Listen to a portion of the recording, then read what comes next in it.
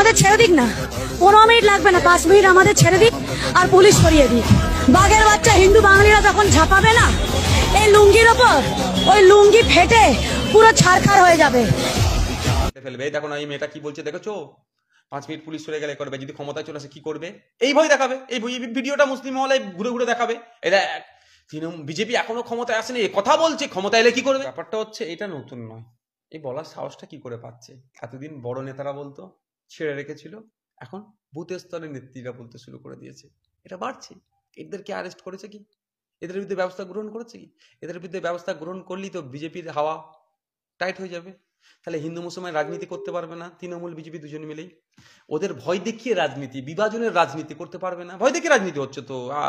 মুসলিম কাকে ভোট দেবে, বিজেপি সে যাবে, মেরে কেটে ফেলবে। দেখো না এই মেয়েটা কি বলছে দেখেছো, 5 মিনিট পুলিশ সরে গেলে করবে, যদি ক্ষমতায় চলে আসে কি করবে, এই ভয় দেখাবে। এই ভিডিওটা মুসলিম মহলে ঘুরে ঘুরে দেখাবে। এটা বিজেপি এখনো ক্ষমতায় আসেনি, কথা বলছে ক্ষমতা এলে কি করবে। আর ওকে বলানো হচ্ছে, এই বলার সাহস পেলে কোথায়? আইনের মাধ্যমে মুখটা বন্ধ করতে পারলো না কেন? যখন শুভেন্দু অধিকারী বলল পশ্চিমবাংলার সরকারের সাথে জঙ্গিদের যোগ আছে, তখন কি করেছিল? যখন দিলীপ ঘোষ বলছে অস্ত্র রাখার কথা, যখন সুকান্ত মজুমদার বলছে এবার গাড়ি থেকে নামিয়ে পিটানো হবে, যখন সিদ্দিকুল্লাহ চৌধুরীর ধর্মীয় লেবাসকে সামনে রেখে কৌস্তব, দেখুন এটা মুসলিমদের ঘরে বোকা বানাবার জন্য আন্দোলন হচ্ছে।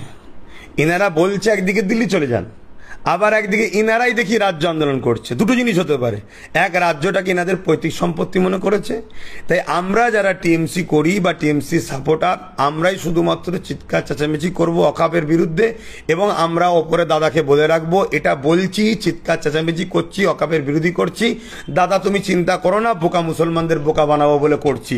বিলের তো সাপোর্ট আমরা করে দিয়েছি দাদা, না হয় আমার 3টে এমপিকে কেন যেতে দিলাম না? অনেক এমপি গেছে, তারা ভেতরে ভেতরে হয়তো আপনাকেও ভোট দিয়েছে, আপনি কোনো চিন্তা করবেন না। তারপরে আমাদের রাজ্যের যিনি দ্বিতীয় সেকেন্ড হ্যান্ড কি কামান না কি সব বলে আবার, তিনিও তো বিধানসভায় পার্লামেন্টে ছিল কি ছিল না আমি জানি না, যা কোনো বিবৃতি তিনার পাওয়া যায়নি। অতএব এগুলো তো আমরা না করলে আন্দোলন তো অন্যজনরা করে নেবে, তাই আমরা আন্দোলনকে হাইজ্যাক করছি। আমরা অন্যজনকে দিল্লি যেতে বলছি, আর আমরা রাজ্যে করে বোকা মুসলমানকে বলবো এই তো আমরা করছি, চিন্তা করুনি, আমরা সব ঠিক করে দেবো।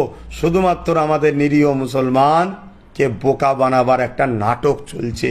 এই দ্বিচারিতা, এই নাটক থেকে মুসলিম সমাজকে মুখ ফিরিয়ে নেওয়া দরকার এবং এদেরকে ঘৃণা করা দরকার। সমস্ত মুসলিমদেরকে একটাই আওয়াজ তোলা দরকার, 8টা রাজ্য যখন কেস করেছে, রাজ্য সরকার কেন কেস করবে না?